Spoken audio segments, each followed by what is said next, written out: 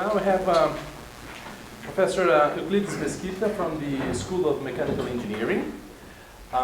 He's going to talk about the dynamic response of rigid structures and plates embedded in transversely isotropic layered media.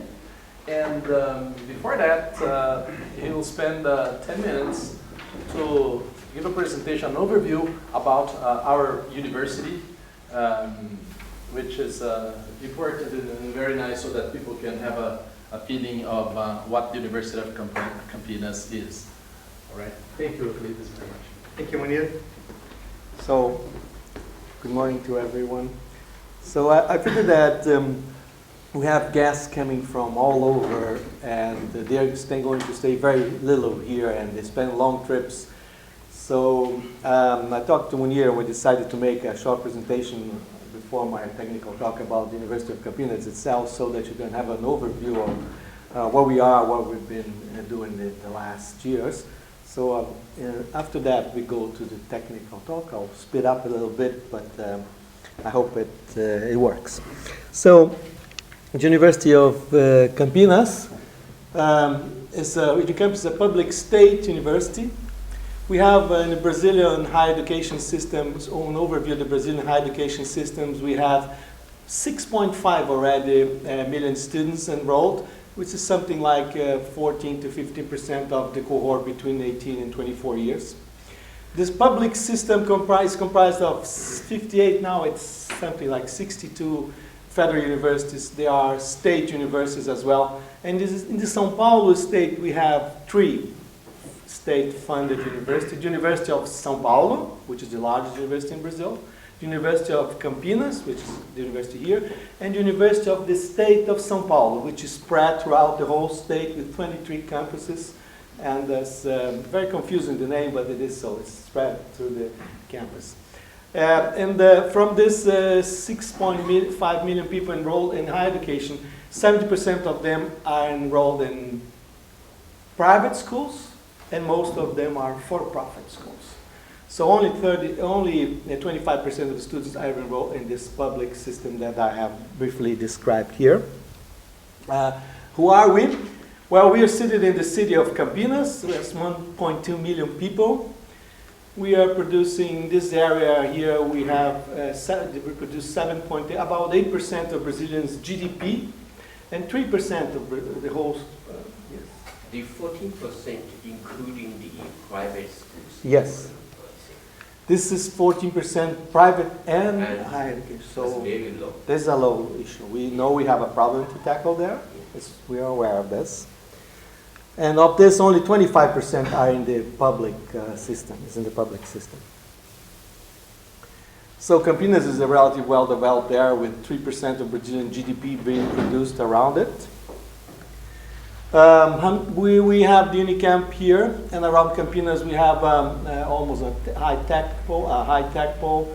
We have a synchrotron light lab. We have another Catholic university here. We have Samsung and CTI, which is a informatics and technology center. We have a research institute. We have another faculty.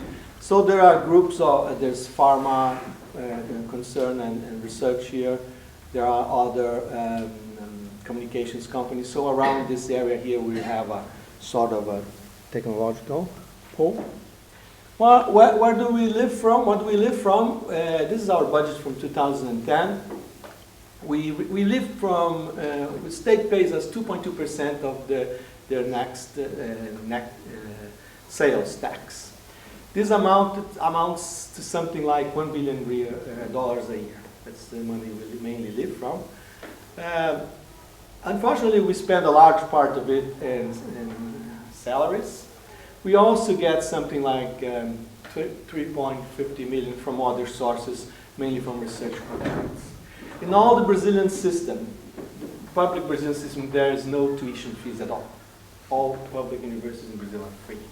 So there's no money coming from tuitions or fees.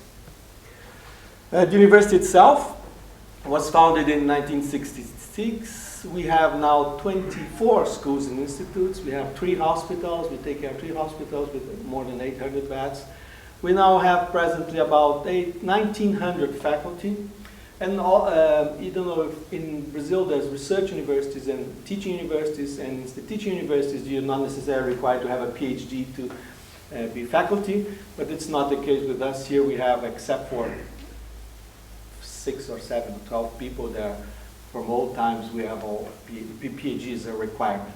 We also have a large staff, about 8,000 people working at the university, half of which is working in the hospital area. Health area is all these staff considered as public service officers? They, well, from 89 to now, we changed, we are all were public servants at the beginning.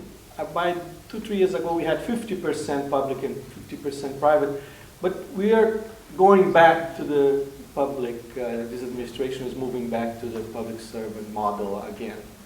So this is an ongoing issue here. So if you take a look at the students, the figures haven't changed much in the last years, but we have about 31 to 32,000 students. Just about half of it are undergrad, the other half are graduate students. We have about 11,000 degree-seeking graduate students and about 4,000 non-degree seeking students. They are here for specializations. In Master of Science, do they have to write a thesis? Yes, they all have to write a thesis. It's a 2.5 year programs with courses and then a thesis to be, and you have to have an oral examination at the end with a committee and so on. So this is very formal, still the old way. What we are relatively proud of is that we have very good students, and the reason for our good undergraduate students is here. We have something, we do our own entrance examination every year. And we have now with something like 6,000 applicants, and we offer 3.5 positions. So we have something like 18 to 1 candidates per position here. So this is usually the students that come in are very good students. So in this case, because your university holds this entry examination, so if they fail to get admitted by your university, the student has to take another examination. Another examination. Sometimes, presently, you have to take, if you go to the 3 state universities, you have to make one entrance examination for each state university, plus the federal. The federal system is trying to create a joint national examination. It's been implemented, it's partially implemented, but will grow, and sometime when it's mature, we probably will join, and I imagine that university will join. It makes more sense to have a national, like Abitur in Germany, than every university. This is a very issue because in order to have students from all over the country, we used to make these examinations in 17 different cities, so we can attract people from all over, not only from São Paulo. But this is also an ongoing debate. But in medical school, we have 115 to 1. The rate from applicants to places. This is very high. Engineering is 30, 25 to 40 according to engineering. Civil engineering was going down some years ago. Now in the last 6-7 years went up to 40 to 1 again. So this is according to the market. And even for the student that study in the medical school, they don't have to pay any tuition? They don't pay anything. That's good. That's good, right? They really don't pay anything. For those who get in, it's very good. Very good. Yes. It's hard to get in. So there's something interesting in Brazil. The Ministry of Education has an agency called CAPES, and they do an assessment of all graduate programs in Brazil. There are 4,500 graduate programs in Brazil, and they all are evaluated, assessed every 3 years, and they are ranked. So you can get from be graded from 1 to 7, and you can see this is the lowest, this is the highest. You can see the most of our graduate programs are from 5. This is very good, excellent national programs. 6 and 7, there are requirements that they have a decent degree, a high degree of internationalization with faculty exchange, students exchange, and so on. So we have 40%, 50% of our programs are 6 and 7. If you add the 5, We have something like 82% of the programs. Oh, this is the higher the better, right? Yes, yes. So, yes, as we go to more 7, we improve the quality of the programs.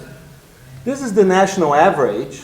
So we see we are much higher than the national average. Actually, when you do a arithmetic, non-weighted, and evaluate these grades arithmetically, we have the highest grade in Brazil. The graduate programs have the highest average in Brazil, over 5.4. So only to have a view that we have a very interesting graduate programs. So we have graduate programs with grade 7 and 6. You can see most of the ones that are represented here have grade 7. This is engineering, that's physics, that's chemistry. So what some biomedical as well. So actually the CEPID is constituted of people coming from grade 7 graduate programs here. So this is what I wanted to show you. We are strong and weak. This is one of our weaknesses. We have very little number of foreign graduate students. It's by 4 or 5% of the total numbers now. We did an effort to increase these. We have increased, but they come mainly from South America. And you can count the ones that come from Germany. So it's really small. So this is something to be improved significantly in the future. We are aware of it. So we've been granting master and PhD titles, and so we've been granting something like 1,200 Master of Science awarding these titles per year, and we are awarding something like 800. It has increased by almost 900 from 2010 to 2015. So we are awarding about 800 to 900 PhDs a year. So what are the PhD students graduate to? Do they become academic? In Brazil, still most of the PhD students go to an academy. In engineering, there are now some industries who are absorbing the PhD students, but only in a restricted amount. In Petrobras, Embraer, some pharma and chemical industries, but most of them are still going to academia. So they will graduate here, will go to another university to Yes. become a professor. Yes, that's the. You don't take your own graduate to become a faculty member. It's possible. We have a national context here when you hire faculty. It's a context.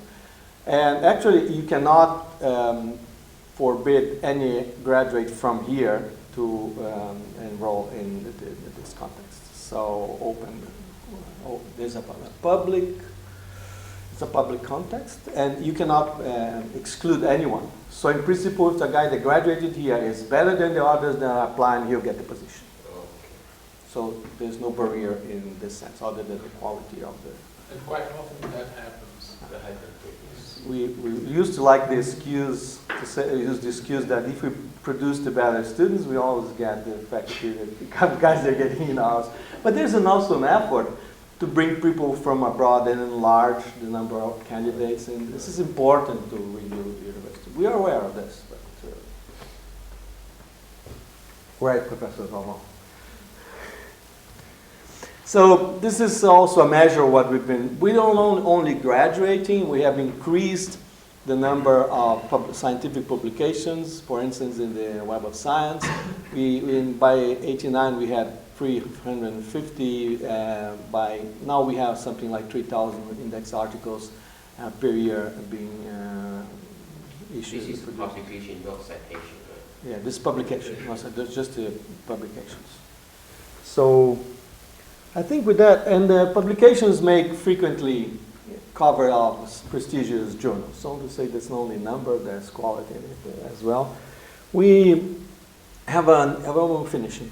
We have an innovation agency. We're the first innovation agency founded in a Brazilian university in Latin America. And we deal with intellectual property, technology transfer, and we also offer an incubator. Just for you to have an overview of where we are, what we've been doing. Okay, thank you for that. So I think we should move to the next presentation. Okay, now the technical part. The title is Dynamic Response of Rigid Structures and Plates Embedded in Transversely Isotropic Layered Media. But I will address this issue, but I also like to give an overview of what our group has been doing in the last years. This is a collaboration with Professor Nimal Rajapaksi, who's a long experience in solid structure interaction, and also Josué Labaki, we co-supervised him, and now he is a postdoc at Simon Fraser with Professor Nimal. So the outline, I will talk something about the motivation. You will see that this is related to building a new synchrotron light source in the vicinity here, about what we have done to model the foundations of the synchrotron light source. We'll talk about soil profiles, plates, which is the kernel of this presentation. And I will then talk about the Green's functions, the exact stiffness methods for layered media, how we model the rigid plate, and how we model elastic plates. And we'll make some remarks on the future developments we are going to take. So very close to here, we have a synchrotron light source laboratory, about 800 meters from here. It's a small lab, and Brazil is now in the process of building a large, this is the present synchrotron light lab. And we are in the process of building a larger synchrotron lab. This is the present one. It's a much larger one. This is the 4th generation one. And this poses some challenges regarding especially vibration requirements of the structure itself. If you take a look at the National Institutes for Standards, they have issued two requirements, or two quotes, vibration criteria for nanotechnology facilities. It's been applied in the US for nanotechnology facilities. Two of them are complementary. NIST A, for instance, requires 0.25 micrometers displacement, maximum displacement for frequency from 1 to 20 hertz, and 3 micrometers from 20 to 100 hertz. NIST I1 is another criteria, given in terms of speed, also for different frequencies. I wanted to show this because this is very strict vibration requirement. So this is a nanoscale, actually, almost touching the nanoscale. And two things come from this. The way the people are building labs, the synchrotron labs, I understand, they are to some extent trial and error issues. You can model, but you cannot model with 10-9 digital synchrotron digits. You cannot measure properties, so there is a cooking recipe to build a synchrotron lab. But the idea, and they did a lot of measurements here and data as to find out the foundation models and which one they're going to use, and are building, it's being built actually now. But we tried in the past to model a nano facility, a microscope facility, an electronic microscope facility. They was already built, so we build a model and take measurements, and now we have a relatively good understanding of the dynamics of the the electronic microscopes there, what's going on there. The idea here is just about the same, to have a model and develop and calibrate it later on, that we know if something is happening, what's probably the cause. Is external vibration, is internal vibration? We should have more power. We'll discuss a bit about this. So a typical synchrotron light source that's working well is in the diamond synchrotron in the United Kingdom. You can see here is actually a forest of piles, and you put a concrete slab on it later on. I know that we talked to people. Spanish did not use the pile foundation; they use only a raft there, and they have problems because it's not that it will not work. The issue is, if it vibrates, you don't get the necessary focus on the beam. So it will work, but if you really have a stable foundation, you have more efficient system by having better focus on the light beam. So when we started doing this, we decided this project that we would like to simulate. There are 3 parts in this. So one part is determination of soil profile. They did a nice job on this. There's the basic modeling of the system. We have plates to model, piles, plate piles, coupling, pile groups, and also wave propagation from inside and incoming and outgoing. And there are some also engineering and design issues which are related to mass distribution of piles and so on, which we'll not address. So from soil profile, we did a model, we modeled the microscope foundations. We did some, we took data from a colleague that worked here. So we have a really this is depth. Again, this is shear wave of the soil. So we're almost constant shear wave velocity through the depth here. So we are we know something about the surrounding soil. It could be modeled in some areas as half spaces. Basically soil or it's rock? It's clay, basically. So the issue, when it comes to the issue of modeling, we would like to, there's some issues about what we're going to try to model a flexible foundation resting on a group of piles. A lot of work has been done on this. A lot of work has already been done on this. But there's some challenges to be able to model this with a huge number of piles, up to 500 piles. We're starting with the model, axisymmetric model, as we will see. As we move on, we might have to, the improvement will have to go to 3D analysis, but this will be work to be done in the future. So I'd like to say something what we have done so far on the dynamics of the plates. We are working on piles presently and then on the coupling piles. I hope to be able to present something about piles next year. So we have rigid plates, elastic plates, and the surrounding soil.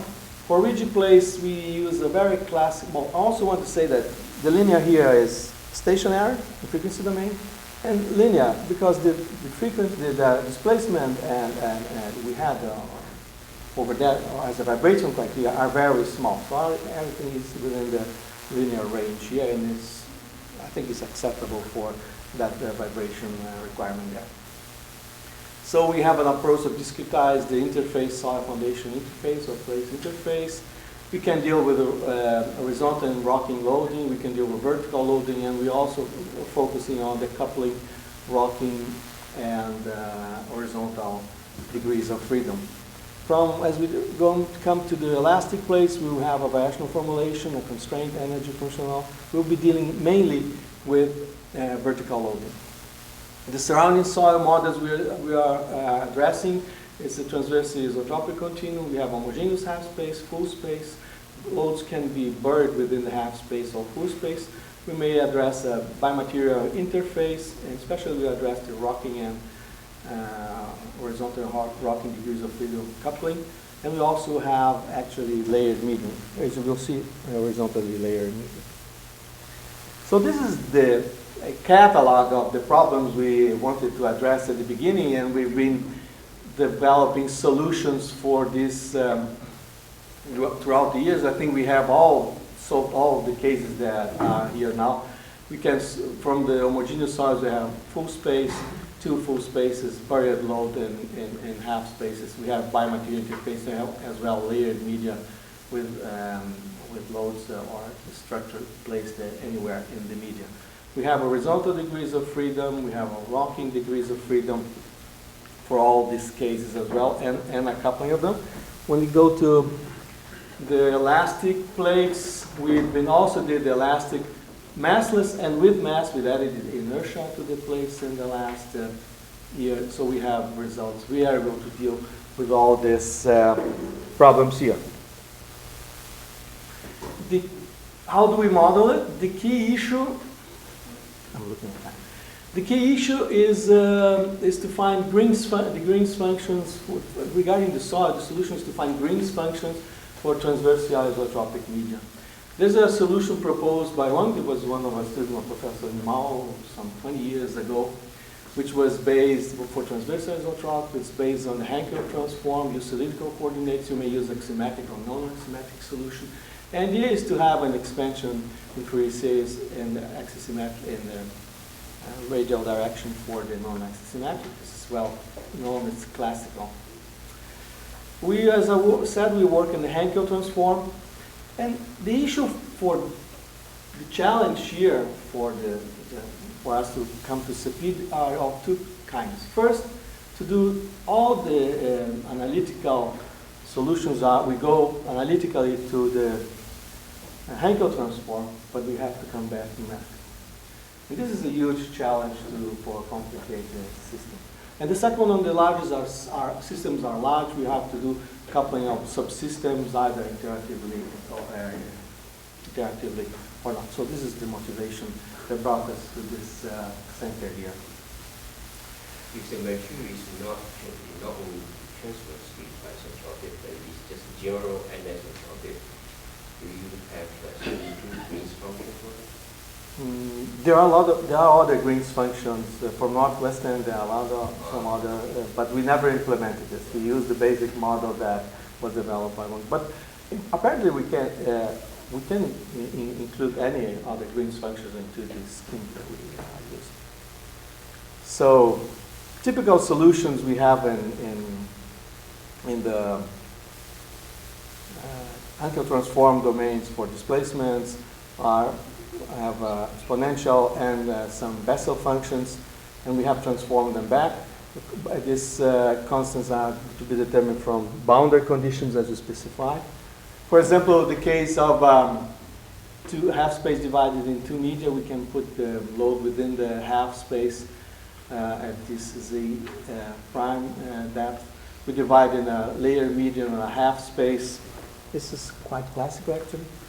And we can we derive displacement and tract and stress equations for the upper layer and with all the constants here, and we can go down to the half space, and which we already made use of Sommerfeld radiations condition to cut the constants where the exponents are positive. Here, this is classical way of incorporating Sommerfeld radiation condition. We can give boundary condition in terms of stresses, stress-free surface here. We also have continued displacement at the layer half space interface is also classical. We have a stress jump in the vertical direction, and then we can change it later on for other stress cases. So we are solving this classical problem here. Well, to obtain the stiffness matrix for the layer media is a classical standard procedure, having the equations for the layer, imposing continuity and equilibrium at the interfaces. So this is very classical, and you'll come up with a system, finite-like system with tractions and displacement, where you have the layers, and you may have a layer or a half space here. In case you have a half space here, this is the structure of the system. We have all the degrees of freedom at the layers interface here. So now, how we model the rigid circular plates. We divide the rigid circular plates into a system or a number of disks. We impose, they are massless, and we can do vertical and transverse and rocking loads on them. Typical solution, governing equation of the problem is an integral equation of this kind, where you have the displacement anywhere at the continuum. We can also set it at the center of some places at the plate. We have tractions and the Green's functions here. The hard part to determine are exactly the Green's functions here, which are obtained numerically from the solution. But the main for the rigid plate is the classical. We divide into disks. You assume uniform state. You can assume actually any traction distribution. For displacement issues, not stress issues, the constant is a good one. We can discretize this equation, and then we have the hypothesis that radial tangential tractions are negligible in this case. So I have more technique as well. We can also include equilibrium and kinematic rigid conditions. We come to the definition of vertical compliance, in which W0 is vertical degree of freedom, and A is width of the radius of the disk, and these are elastic properties of the media and the excitation itself. So when we go to horizontal and rocking the horizontal degrees of freedom, the interesting issue is that you excite horizontally and there's a rocking here. So if, according to the properties of the media, there's a coupling or no coupling, we'll see that when it's a full space, properties are the same, there's no coupling. As the properties differ, coupling will increase. The horizontal load may be assumed as a sum of two simple functions. As we know, we can also model a concentrated moment around, like with a solution like this, with a linear distributed load about the y-axis here. So if we have the traction displacement, we can discretize, we can this is the analog to what we already done in the vertical case. We can have a traction, or it's a classical discretized system with tractions in horizontal, tractions in the z direction, and you can find the solution to tractions here by imposing the displacement conditions there. It's not new. So we can pose horizontal and find this horizontal displacement, displacement with 5 forces, tractions in the z, and then extractions are very classical. We have to add equilibrium in the horizontal direction, moment equilibrium as well. We can define to normalize the principal compliance, the exciting x, imagine x, you can excite in x and measure and rotation, or excite the force and measure the horizontal displacement. So this is the same actually for the only case. Now we come to the solution we are looking is there's a number of solutions we have. We look for a number of compliances, vertical, horizontal, and rocking, and the crossing coupling terms. So we take a look at some numerical results for the rigid plate. We can access the influence of inner and outer radius on the real and imaginary parts of the compliances.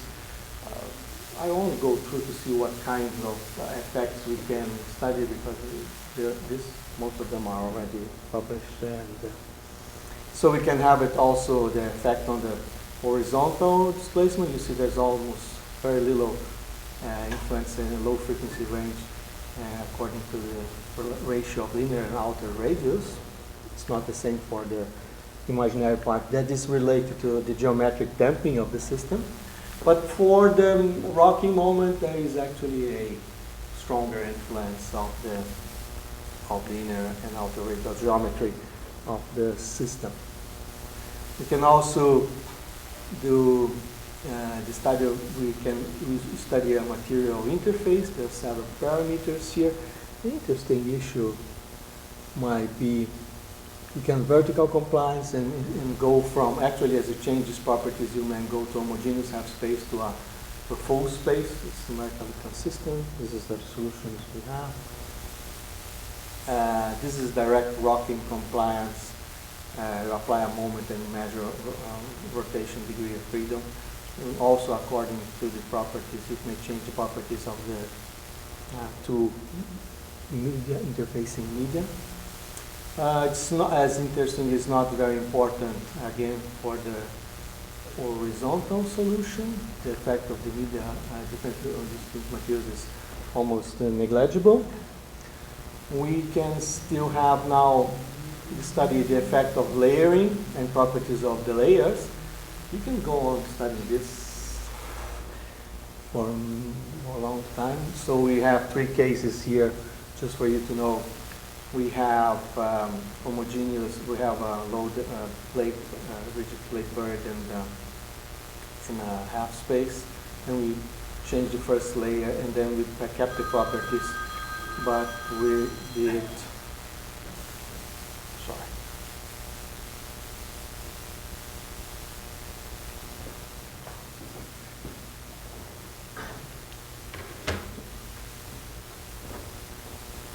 So there's a number of studies regarding geometry and the embedment and property of the layer. You can access that in terms, again, of the vertical compliance, real and imaginary parts. We can go now to something for the cross compliances. It took us a while to do this, but we can have we are studying the cross compliances in the case that we have a full space, changing relation between the two media and coming to isotropic half space. And I think the cases are consistent. We can come from, go back. Case A is a homogeneous full space. Case F is a half space loaded on a single half space. And we have actually, as we change, we modify the properties of the first media on the top, we can go from the full space to the half, from the half space, from the full space, from the full space to the half space, and we can see what happens to these coupling elements. The same with the rocking compliances is also there. This is now we can try to go from the cross compliances now. If we have a homogeneous full space, you know there's no coupling, and as you try to change the properties, the coupling of the horizontal rocking digritism increases up to the case where you have the full space, which is the strongest possible coupling in this system. We have a lot of studies about changing the properties and making all compliances going from the case of full space to the half space. So different things. Now, how do we come to the next point?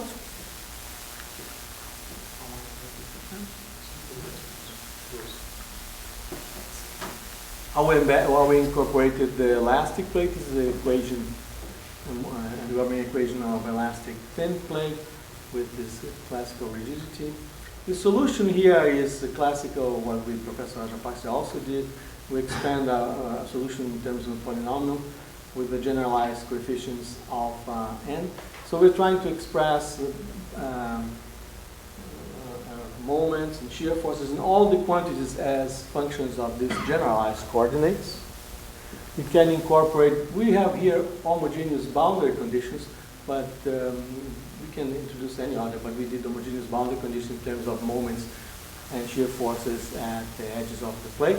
We can write the boundary conditions also as function of the generalized coordinates.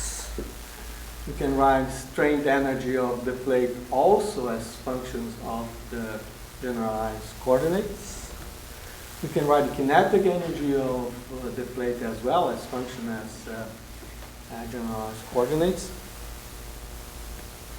We can also include the potential energy of the soil due to contact attractions in this form can also be, this is where we're going to use the Green's functions. We can always also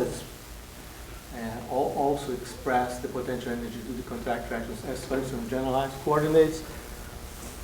We can include the energy, potential energy of the external loads as well as these functions of generalized coordinates. We can build a Lagrangian including potential and kinetic energy of the plates, the half space, and external forces. This is the form of the Lagrangian. We can include boundary conditions to Lagrangian multipliers here. We can minimize it. We can come to a system of equations in which you give forces and boundary conditions. You look up for generalized coordinates and Lagrangian multipliers being the elements of the matrix in here. So this is the relatively easy to say, hard to implement, but we have experience. So validation of the procedure. We did a flexible plate within a half space. There's a solution from Pak and Gober from 92. And what we come is the verticals. We have only vertical displacements here at the center, the real imaginary parts against the frequency. So our results agree we have a very good agreement with Ron Pak. So we also can determine the displacement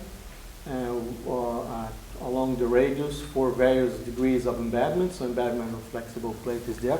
We can be able to change a relative stiffness between the plate and the soil to be considered in this case.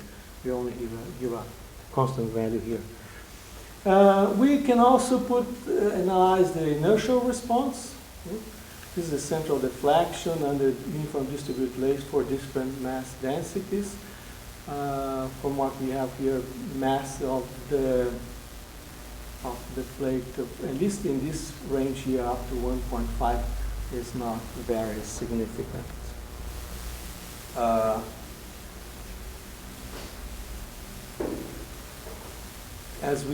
But other than that, as we increase the embedment ratio, the solution will change very much, coming from the surface of a half space. Actually, this is this half space, and this is a full space. Actually, as we increase the degree of embedment, you'll end up with close to the full space solution with oscillating terms around it. We checked it very carefully. This is really what happens in this case. So we also can have central displacement as for distinct frequencies. As embedment rate, you will see that you have asymptotic behavior right here. So this is what we have been doing so far. We are working now on piles and piles groups is ongoing work. We have to do later on pile plate coupling, which is something Labati will probably be doing. There is the issue of making a 3D solution because there are many issues you cannot deal with in the axisymmetric solution. We did a lot of work on implementing the evaluation of Green's functions on parallel, especially on GPU, and we had very successful results here. If the system is very large, one of the things we think we should do is build substructures and do interactive coupling between the groups and work on that. And we had the chance to do experimental validation here. We have a groups of pile foundations, and later on we have access to the whole series foundation. And the idea, as I mentioned, is to be able to understand the dynamics of what's been built there if we ever need to. Because I think traffic conditions are going to become worse and around the synchrotron and things like that. So understanding the behavior of that system, the dynamic behavior of that system is worth doing, we believe. So this is one of the things we've been doing in the last year. Thank you very much.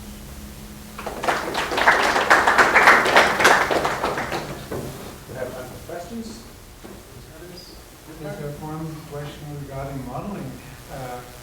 For the stiff plate, you mentioned you plated massless. Yes. Yeah.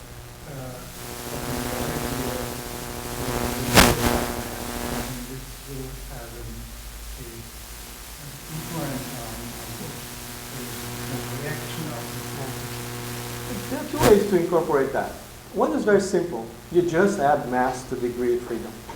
Once it's rigid and you're doing it vertically, then you don't account the effect for the embedment ratio or the fact that you have built-in structure. But you can have an assessment of the influence of mass if you only do and add another equation. Other issues much more complicated. If you want a massive structure, you want to embed it again. That's also possible. We've done this.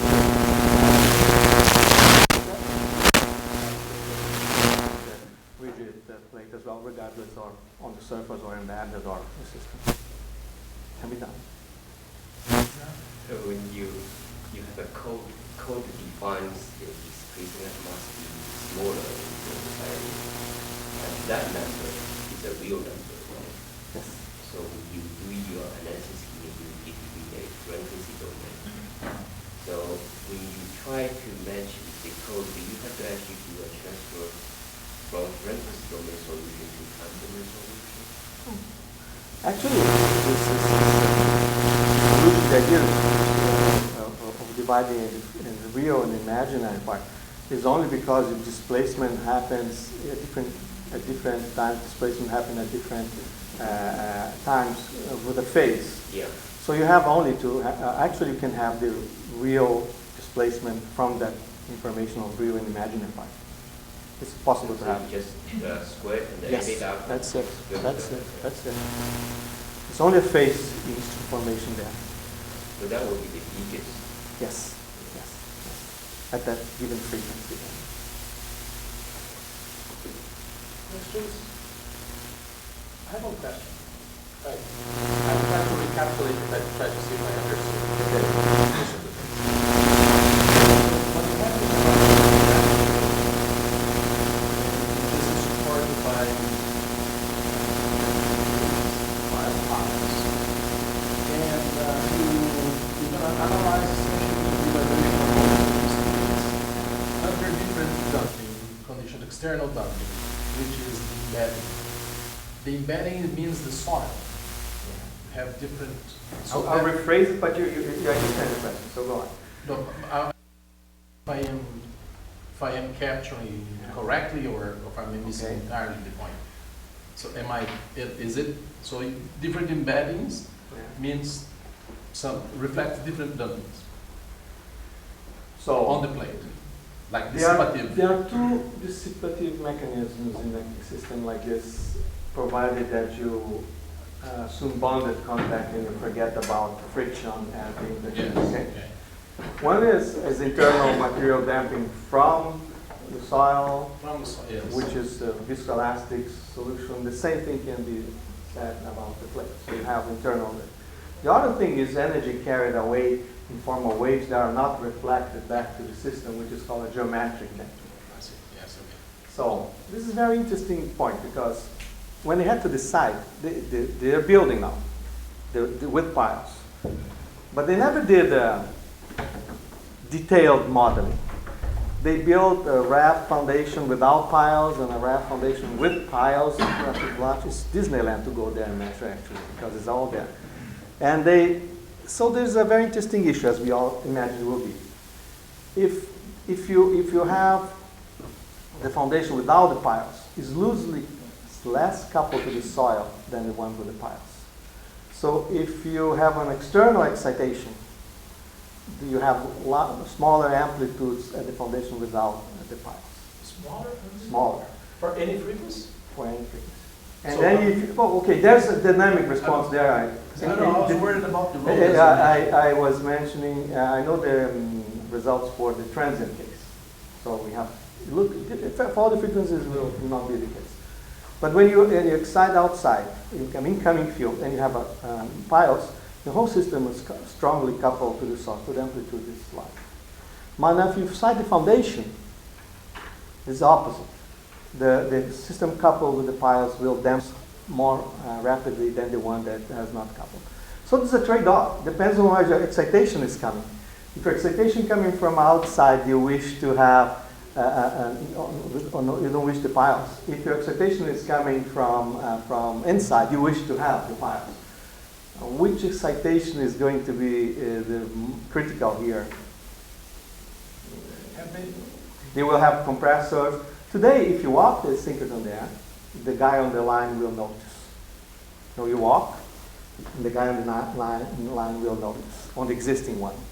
This is much. Like a wooden floor or something like that? As a concrete slab floor. Yeah, I You know walk, what I mean. yeah, you walk. If someone walks on the beam, oh. so it's very sensitive. No one can actually know what because there will be compressors and other facilities around on top of the foundation on the raft. And other side will traffic outside. Is it possible to measure the noise both amplitude-wise and frequency range of the noise from the roads, right? Yes, Because you have this is the, STEM. This is STEM. they have done Yes. Dom Pedro and then the other one very Yeah, easy. the one from not from Dom Pedro, but from the road that you see. Oh, from the road. We have they have a lot of measurements on that. So, and they also have turned soil properties as well, but they don't have a model to do this very complicated calculation. We're also going to have a very simple model. This is a lot of work, but this is a relatively simple model compared to reality. So. Yes. We'll see, but if we know how it responds, we may be able to discuss putting a trench or somewhere, adding mass or whatever engineering issues we may have to make later on. So we have a basic understanding of how this works. All right. We don't have any further questions. Thanks, Euclides, again. Thank you.